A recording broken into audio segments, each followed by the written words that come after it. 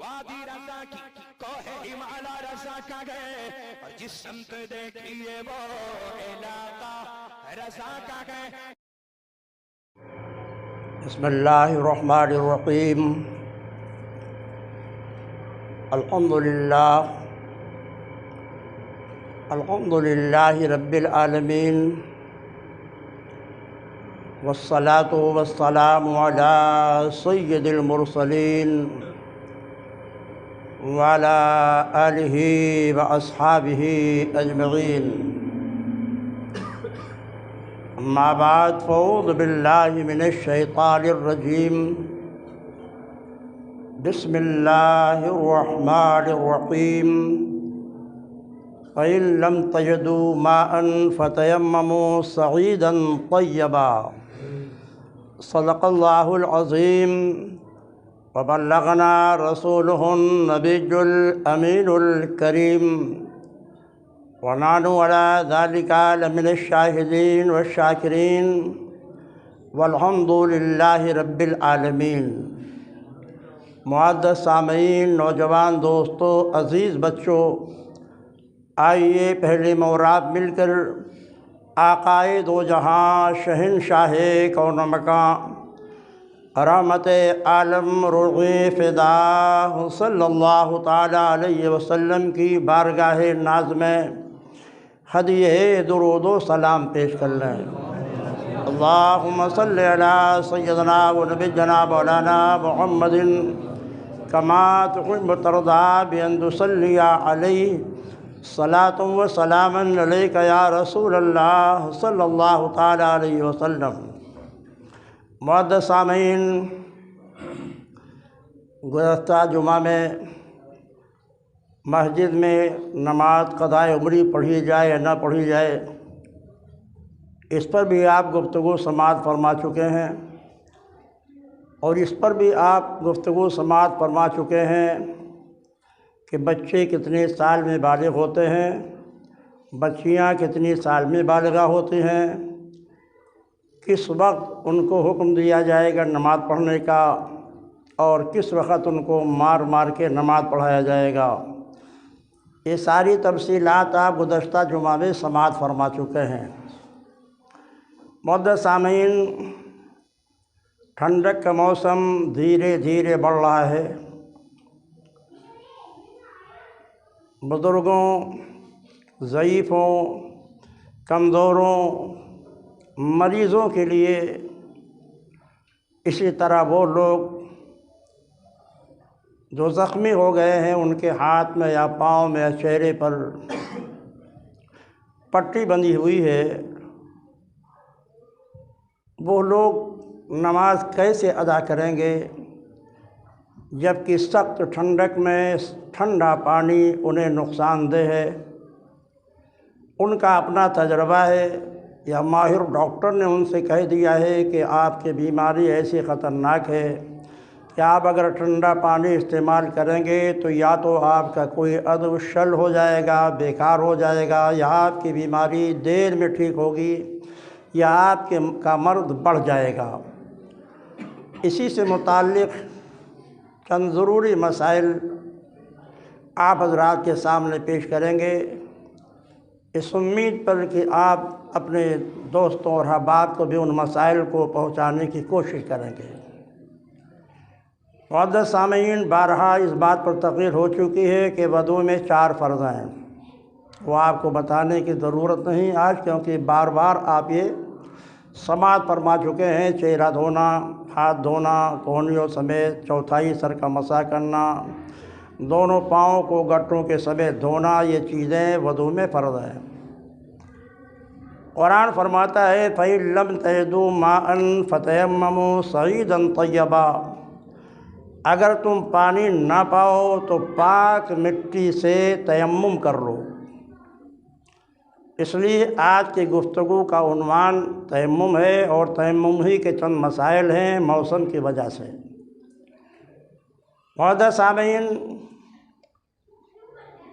قرآن نے فرمایا فَإِن لَّمْ تَجِدُوا مَاءً، اگر تم پانی نہ پاؤ، فَتَيَمَّمُوا صَعِيدًا طَيِّبًا، تو پاک مٹی سے تیمم کرو. تیمم کب جائز ہے؟ تیمم میں کتنی چیزیں فرض ہیں؟ تیمم کیا دوسرا بھی کرا سکتا ہے مریض کو یا نہیں؟ اسی سلسلے میں یہ گفتگو ہوگی۔ وضو میں تو 4 فرض تھے، مگر تیمم میں صرف 2 فرض ہیں۔ یہ دماغ میں محفوظ کر لیں، 2 باتیں تیمم میں فرض ہیں۔ پہلی تو نیت فرض ہے، وضو میں نیت کرنا سنت مستحبہ ہے، مگر تیمم میں نیت کرنا فرض ہے۔ یعنی جب پانی کے عدم استعمال پر آدمی، استعمال نہ کرنے پر آدمی قادر نہیں ہے، تب ایسی صورت میں پہلے تو وہ یہ نیت کرے، اللہ عدم قدرت ماں کی وجہ سے میں مٹی سے تیمم کا ارادہ کرتا ہوں تیری رضا کے لیے، تاکہ وہ عبادتیں جو بغیر طہارت کے جائز نہیں ہیں وہ میرے لیے جائز ہو جائیں۔ اردو میں آپ نیت کرنا ہے تو اس طرح کریں گے کہ تیمم اس لیے کر رہا ہوں اے اللہ تیری رضا کے لیے، تاکہ جو عبادتیں بغیر طہارت کے جائز نہیں ہیں، جیسے نماز پڑھنا، قرآن کا چھونا، یہ جائز ہو جائے۔ یہ نیت ہے۔ نیت کرنے کے بعد دونوں ہاتھوں کو ایسے پھیلا لیں، انگلیاں ایسے سمٹیں گے نہیں، انگلیاں ایسے پھیلی رہیں گی۔ انگلیوں کو پھیلا کر کے مٹی پہ ماریں، دونوں ہاتھوں کو۔ اگر مٹی زیادہ لگ جاتی ہاتھوں میں تو یا تو پھونک دیں اور یا اس کو ہاتھوں سے ایسے ہی جھاڑ لیں، تاکہ آپ کا چہرہ سادھو کی طرح نہ ہو جائے، ملبس نہ ہو جائے، مغبر نہ ہو جائے۔ دونوں ہاتھوں کو مارا، انگلیوں کو کشادہ کر کے، پھر آپ نے ایسے ہی پھونک کر کے اس کی زائد جو مٹیاں ہیں اسے آپ نے گرا دی۔ پھر دونوں ہاتھوں کو چہرے پر اس طرح پھیریں کہ بالوں کے اگنے کی جگہ سے لے کر داڑھی تک، کان کے اس لو سے لے کر اس لو تک کوئی حصہ بھی چھوٹنے نہ پائے۔ ایک مرتبہ مار کر کے آپ ایسا کریں کہ پورا حصہ جس کو چہرہ کہا جاتا ہے، یہاں تک کہ علماء نے حکم فرمایا آنکھوں کو دبوچے نہیں۔ جیسے وضو میں آنکھوں کو دبوچ لیا آپ نے اور آنکھوں کے کسی حصے پانی نہیں پہنچا تو وضو نہیں ہوگا۔ تو ایسے اگر آپ نے تیمم کیا اور تیمم میں آنکھوں کو دبوچ لیا اور کچھ حصے پر مٹی نہیں پہنچ سکی تو وہ تیمم صحیح نہیں ہے، اس سے نماز بھی جائز نہیں ہوگی۔ تو ایک مرتبہ تو پہلی چیز ہے نیت۔ دوسری چیز جو تیمم میں فرض ہے وہ 2 ضربیں ہیں، یعنی 2 مرتبہ دونوں ہاتھوں کو مٹی پر مارنا۔ ایک مرتبہ مارا آپ نے، اس کے بعد چہرے پر گردش دیا آپ نے، اس طرح کہ چہرے کا کوئی حصہ نہیں چھوٹا۔ دوسری مرتبہ پھر آپ مار کر کے اور یہاں سے شروع کریں گے ایسے، اور اس کو کھینچتے ہوئے اس طرح لائیں گے کہ اس میں کوہنیوں کے سمیت ہو جائے، پھر اس کو پلٹیں گے ایسے، پھر انگلیوں کو ایسے مسا کریں گے، پھر دوسرے ہاتھ میں انگلیوں سے شروع کر کے اور ایسے لے جا کر کے اور خلال کریں گے، تاکہ دونوں ہاتھوں کا کوئی حصہ جہاں تک پانی پہنچتا تھا وہاں تک مٹی بھی پہنچ جائے۔ کہیں بھی اگر مٹی پہنچنے سے رہ گئی، فرض کیجئے کہ انگوٹھی پہنے ہیں آپ، انگوٹھی کو آپ نے حرکت نہیں دی یا اتارا نہیں تو تیمم نہیں ہوگا، کیونکہ انگوٹھی کے نیچے ظاہر مٹی نہیں پہنچے گی۔ اسی طرح اگر عورتیں کیل پہنے ہوئی ہے تو اوپر کا حصہ ظاہر ناک کے کچھ حصوں کو دبا کے رکھتا ہے، اس لیے اسے کیل کو ڈھیلا کر کے اوپر کر کے اور یہاں بھی ہاتھوں کو پھیرنا ہوگا تاکہ مکمل چہرے پر ہاتھ پہنچ جائے، اور ایسے مکمل ہاتھوں پر بھی دونوں ہتھیلیاں مٹی کے ساتھ گزر جائیں۔ اب آپ کا تیمم ہو گیا، صرف 2 ہی چیزیں فرض ہیں۔ اب آپ نماز پڑھیں، قرآن چھو کر کے دیکھ کر کے پڑھیں، یہ سب چیزیں جائز ہو گئی۔ اتنی بات آپ کے سمجھ میں آ گئی کہ تیمم میں 2 فرض ہیں، ایک فرض ہے نیت اور دوسرا فرض ہے دونوں ہاتھوں کو مٹی پہ مارنا۔ کب جائز ہے تیمم؟ اب اس میں بڑی تفصیل ہے۔ ذرا سے معمولی ٹھنڈک ہونے کے بنیاد پہ تیمم جائز نہیں ہے۔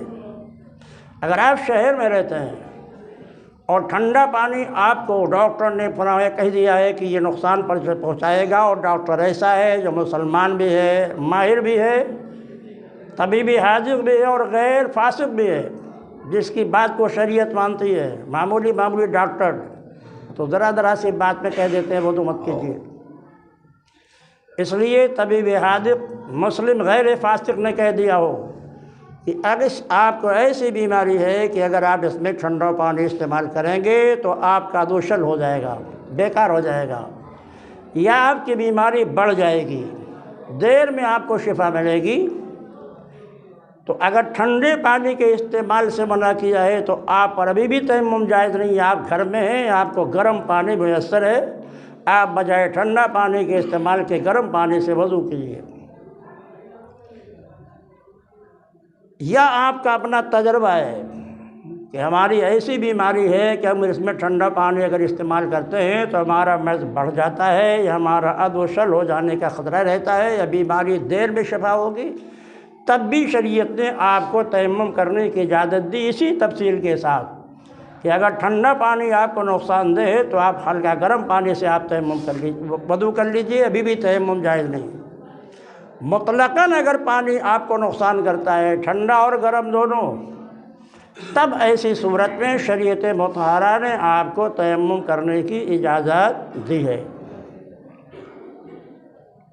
تو تیمم کی اجازت اس وقت بھی ہے جب پانی موجود نہ ہو، مل ہی نہیں رہے پانی اور نماز آپ کی جا رہی ہے، اس وقت بھی اجازت ہے، مگر اسی تفصیل کے ساتھ پانی تو مل رہا ہے مگر بیماری ایسی ہے کہ ٹھنڈا یا گرم پانی کے استعمال سے مرض بڑھے گا یا دیر میں شفا ہوں گے، تو بھی تیمم کی اجازت ہے۔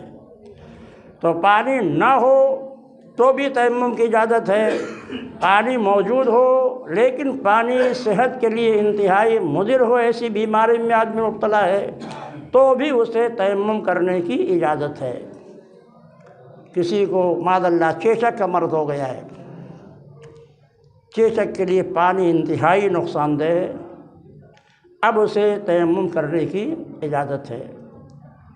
کسی آدمی کے ہاتھوں میں فریکچر ہو گیا ہے، ڈاکٹر نے پختہ پلاسٹر باندھ دیا ہے، پانی شدید نقصان کرے گا، ہاتھ برباد ہو جائے گا، اس لیے ایسی صورت میں شریعت مطہرہ اس پر مٹی سے اگر آپ تیمم کر رہے ہیں تو ہاتھ گھمانے کی اجازت دیتی ہے، اور اگر آپ بقیہ اعضائے وضو دھل سکتے ہیں تو خالی اس پر آپ کو مسح کرنا ہے، یعنی دھونا نہیں ہے۔ یعنی اگر وضو کر رہے ہیں، چہرہ دھل رہے ہیں، پاؤں دھل رہے ہیں، سر کا مسح کر رہے ہیں، مگر ہاتھ فریکچر ہے اور اس میں پختہ پلاسٹر بندھا ہوا ہے، تو آپ ہاتھوں کو تر کر لیجئے اور اس پر آپ پھیر دیجئے۔ یہ اس وقت ہے جب کہ آپ وضو کر رہے ہوں، تیمم کر رہے ہوں، تو اس صورت میں بھی یہی حکم ہوگا کہ اگر پانی کے استعمال پہ آپ قادر نہیں ہیں تو پھر مٹی پر ہاتھ مارنے کے بعد اس پورے حصے پر آپ پھیر دیجئے، وہ کافی ہو جائے گا۔ معزز سامعین، پانی موجود ہے، کنواں موجود ہے، رسی ڈول موجود نہیں ہے کہ آپ پانی نکال سکیں، راستے میں چل رہے ہیں آپ، کنواں ملا مگر نہ وہاں رسی موجود ہے نہ وہاں ڈول موجود ہے، نماز کا وقت جا رہا ہے، تب ایسی صورت میں شریعت کہتی ہے کہ آپ تیمم کر کے نماز ادا کر لیجیے۔ رسی ڈول بھی موجود ہے، کنواں بھی موجود ہے، مگر وہاں پر شیر بیٹھا ہوا ہے یا کوئی زہریلا جانور بیٹھا ہوا ہے اور آپ کو یقین ہے کہ اگر ہم پانی بھرنے کے لیے جائیں گے تو مجھے ڈس لے گا یا شیر مجھے پھاڑ کھا گا، تب ایسی صورت میں شریعت مطہرہ آپ کو تیمم کرنے کی اجازت دیتی ہے۔ عورت ہے، رسی بھی موجود ہے، ڈول بھی موجود ہے، پانی بھی موجود ہے، کنواں بھی، مگر ایک اوباش وہاں بیٹھا ہوا ہے جو اس کی آبرو لوٹنے کے لیے تیار ہے، اور عورت کو پورا یقین ہے کہ وہاں جائیں گے تو میری آبرو لوٹ جائے گی۔ تو مومن کی آبرو اللہ کے نزدیک اس قدر اہم ہے کہ شریعت مطہرہ اس عورت کو تیمم کرنے کی اجازت دیتی ہے کہ وہ تیمم کر کے نماز ادا کر لے۔ یہ ہیں وہ صورتیں جن میں آپ کو تیمم کرنے کی اجازت ہے۔ ہاں، یہ ضرور دماغ میں آپ رکھیں کہ ٹھنڈا پانی اگر مضر ہے اور گرم پانی مضر نہیں ہے تو تیمم کی اجازت نہیں ہوگی۔ ایسی کوئی بیماری ہو گئی ہے آدمی اپنا ہاتھ اٹھا ہی نہیں سکتا ہے، مثلا مفلوج ہے دونوں ہاتھ اس کے، وہ تیمم کیسے کرے گا؟ تو اس کے گھر کے کسی فرد کو یہ چاہیے کہ وہ اس سے کہے کہ تم تیمم کی نیت کر لو اور ہم تمہارے چہرے پر ایک مرتبہ مار کر کے پاک مٹی سے ہاتھ پھیر دیں گے، دوسری مرتبہ تمہارے ہاتھ پہ پھیر دیں گے، اس طرح بھی اس کا تیمم جائز ہوگا اور وہ اشارے سے سر کے نماز پڑھ سکتا ہے۔ تو جیسے دوسرا کوئی آدمی اگر آپ کے اندر طاقت نہیں ہے اور وضو کرا رہا ہے تو جیسے وضو کرا سکتا ہے دوسرا آدمی ضرورت کے وقت، ایسے تیمم بھی کرا سکتا ہے آدمی ضرورت کے وقت۔ بہتر یہ ہے کہ پاک و صاف مٹی کو سکھلا کر کے رکھ لیجئے۔ اگر آپ تیمم کر ہی کے نماز پڑھتے ہیں، ایسی بیماری آپ کو لاحق ہے، اسی پہ آپ مار دیجیے، ہاتھ میں لگنا ضروری نہیں ہے، مٹی پر آپ نے ہاتھ مار دیا، ایک ضربہ چہرے پہ پھیر لیا، دوبارہ مار کر کے آپ نے دونوں ہاتھوں پھیر لیا، تیمم ہو گیا۔ معزز سامعین، تیمم جس طرح وضو کا قائم مقام ہے، ایسے ہی تیمم غسل کا بھی قائم مقام ہے، بس نیت کا فرق ہوگا۔ آپ پر غسل فرض ہو گیا اور آپ بیماری میں اس طرح مبتلا ہیں کہ آپ غسل کر ہی نہیں سکتے، یا اگر غسل کریں گے تو آپ کی بیماری بڑھ جائے گی یا مرض دیر میں شفا ہوگا، تب غسل کی نیت سے آپ تیمم کر لیں بس۔ اور تیمم میں خالی جیسے وضو کا تیمم ہے ویسے ہی غسل کا تیمم ہوگا، یعنی ایسا نہیں ہے کہ مٹی آپ پورے جسم پر پھیریے۔ ایک حدیث پاک میں حضرت عمار اور حضرت فاروق اعظم کا واقعہ ہے بخاری شریف میں کہ دونوں حضرات سفر میں کہیں تشریف لے گئے تھے، اور راستے میں دونوں حضرات کو غسل کی حاجت ہو گئی، نماز کا وقت جا رہا تھا، تو حضرت فاروق اعظم نے یہ سوچا کہ تیمم تو چونکہ وضو کا خلیفہ ہے اور اب مجھ پر غسل فرض ہے تو شاید یہ تیمم غسل کے لیے کافی نہ ہو۔ انہوں نے نماز کو قضا کر دیا کہ جب پانی ملے گا تو وضو کر کے پھر ہم نماز کی قضا کر لیں گے۔ مگر دوسرے صحابی حضرت عمار بن یاسر، انہوں نے یہ سمجھا کہ تیمم غسل کے لیے بھی کیا جا سکتا ہے، لیکن جیسے غسل میں پورے جسم پر پانی کا بہہ جانا ضروری ہے، ایسے تیمم میں بھی پورے جسم پر مٹی کا لگ جانا ضروری ہے۔ تو بخاری شریف کی روایت میں ہے کہ سارا کپڑا اتار کو مٹی میں لوٹنے لگے جیسے جانور لوٹتا ہے، تاکہ پورے جسم پر مٹی پہنچ جائے۔ اب انہوں نے نماز ادا فرما لیا، قضا نہیں کیا۔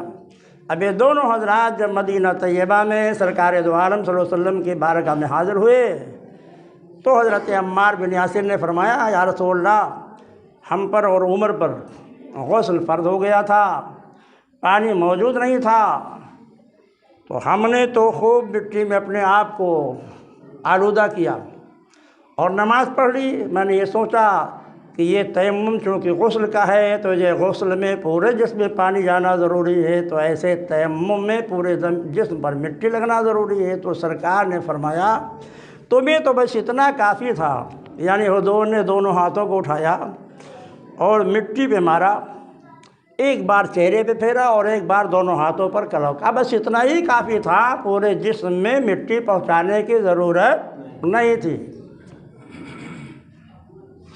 اس لیے صرف نیت کا فرق ہوگا۔ وضو آپ پر فرض ہے، پانی کے استعمال پہ قادر نہیں ہے تو طہارت صغریٰ کی نیت کریں گے۔ غسل آپ پر فرض ہے اور آپ قادر نہیں ہیں پانی کے استعمال پر تو طہارت کبریٰ کی نیت کریں گے، یعنی اللہ یہ تیمم میں غسل کے قائم مقام کر رہا ہوں تیری رضا کے لیے، تاکہ امور جائز ہو جائیں جو بغیر طہارت کے جائز نہیں ہوتے ہیں۔ تو نیت میں فرق ہوگا، بلکہ دونوں کے تیمم کا ایک ہی طریقہ ہوگا۔ معزز سامعین، کسی عورت کا انتقال ہو گیا ہے، اب اسے غسل دینا ہے۔ کوئی عورت موجود نہیں، کوئی عورت وہاں موجود نہیں جو اسے غسل دے سکے۔ اگر اس کا بھائی موجود ہے تو غسل کی نیت سے اس کو تیمم کرا دے گا، یعنی خالی چہرے پر ہاتھ پھیرے گا اور اس کے دونوں ہاتھوں پر کونیوں کے سمیت ہاتھ پھیر دے گا۔ فرض کیجئے اس کا کوئی محرم بھی موجود نہیں ہے، تب ایسی صورت میں کوئی اجنبی آدمی اپنے ہاتھ پر، اور کوئی کافرہ عورت بھی نہیں مل رہی کہ اس کو سکھایا جائے کہ دیکھو ایسے غسل دے دو، نہ مومنہ عورت موجود ہے نہ کافرہ عورت موجود۔ اگر کافرہ عورت موجود ہو تب بھی تیمم کی اجازت نہیں ہوگی، کوئی مرد اسے سکھائے گا کہ اس طرح تم اس کو نہلاؤ، اس طرح نہلائے گی۔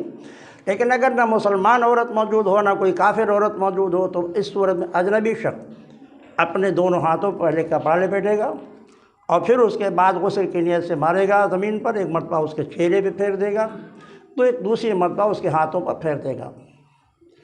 اسی طرح اگر کسی ہجڑے کا انتقال ہو گیا تو ہجڑے کو غسل نہیں دیا جائے گا، جس کو خنثی مشکل کہا جاتا ہے۔ ہجڑے 3 طرح کے ہوتے ہیں، ایک وہ ہے جس میں مرد کی علامت غالب ہوتی ہے، داڑھی وغیرہ نکلی ہوئی ہے، وہ احکام میں مردوں کی طرح ہے۔ دوسری وہ ہجڑا ہے جس کے اندر نسوانیت کی علامت غالب ہے، اس کے پستان ابھرے ہوئے ہیں، تو ایسی صورت میں عورتوں کے حکم ہے۔ اور ایک خنثی مشکل ہے کہ دونوں علامتیں برابر ہیں، مرد اور عورت۔ اسی کے بارے میں بتا رہا ہوں میں کہ جو خنثی مشکل ہے جس میں دونوں علامتیں غالب ہیں، اس کو غسل نہیں دیا جائے گا، اسے تیمم کرایا جائے گا۔ معزز سامعین، اللہ کے نبی نے تیمم کے تعلق سے بہت تفصیلی باتیں اپنے امت کو بتا دی ہیں، مگر اس کو دماغ میں بہرحال رکھنا ہوگا کہ معمولی عذر کی بنیاد پر تیمم کی اجازت نہیں ہے۔ ٹھنڈا پانی اگر نقصان دہ ہے تو گرم پانی سے کر لیجئے، گرم پانی بھی نقصان دہ ہو تب ایسی صورت میں تیمم کرنے کی اجازت ہے، چاہے وہ تیمم غسل کا ہو۔ ایک خاص مسئلہ اور آپ سماعت فرما لیجئے، فجر کی نماز کے وقت ایسے وقت آپ کی آنکھ کھلی کہ آپ پر غسل فرض ہے، لیکن اگر آپ غسل کرتے ہیں تو آپ کے فجر کی نماز قضا ہو جائے گی۔ تھوڑا سا وقت ملا ہے آپ کو، یعنی آپ کی آنکھ ایسے وقت میں کھلی جب صرف تھوڑا سا وقت ہے، آپ وضو یا تیمم کر کے، اگر بیمار ہے تو تیمم کر کے، اور بیمار نہیں ہے تو وضو کر کے نماز پڑھ سکتے ہیں۔ تب شریعت یہ کہتی ہے کہ اگر آپ کی آنکھ ایسے وقت میں کھلتی ہے کہ صرف وضو یا تیمم کرنے کے مقدار آپ کے پاس وقت ہے، اگر آپ غسل کریں گے تو آپ کی نماز قضا ہو جائے گی، تو شریعت یہ کہتی ہے کہ اگر وضو پہ قادر ہے تو جلدی سے وضو کر کے آپ 2 رکعت فرض کی نماز پڑھ لیجئے اسی حالت میں۔ لیکن جب آپ بعد میں غسل کریں گے تو پھر اس نماز فجر کی کو دہرانا پڑے گا جو آپ نے پڑھ لیا تھا وضو کر کے، کیونکہ وہ شریعت نے اس لیے اجازت دی تھی تاکہ وہ نماز قضا ہونے سے محفوظ ہو جائے۔ تو جب آپ نے وضو کر کے پڑھ لیا تو وہ نماز قضا ہونے سے بچ گئی، نماز کے قضا کرنے کا آپ پر کوئی گناہ نہیں ہوگا۔ لیکن جب آپ غسل کریں گے تو غسل کرنے کے بعد پھر اس نماز کا اعادہ بھی لازم ہوگا، اسی تفصیل کے ساتھ کہ اگر وضو پہ قدرت ہے تو وضو کر کے نماز پڑھ لیجئے، تیمم پہ قدرت ہے تو تیمم کر کے نماز آپ پڑھ لیجئے، وہ نماز کو قضا ہونے سے بچائیے۔ لیکن جب غسل کر لیجئے تو پھر آپ غسل کرنے کے بعد اس نماز کو دہرا لیجئے، کیونکہ حقیقت میں آپ پر غسل فرض تھا، وہ شریعت نے آپ کو یہ رخصت دی تھی، آپ نے اس پر عمل کر لیا، لیکن وہ قضا ہونے کے گناہ سے آپ بچ گئے، مگر اس کو ادا کرنا ہے طہارت کی حالت میں، کیونکہ نماز کے لیے طہارت شرط ہے۔ معزز سامعین،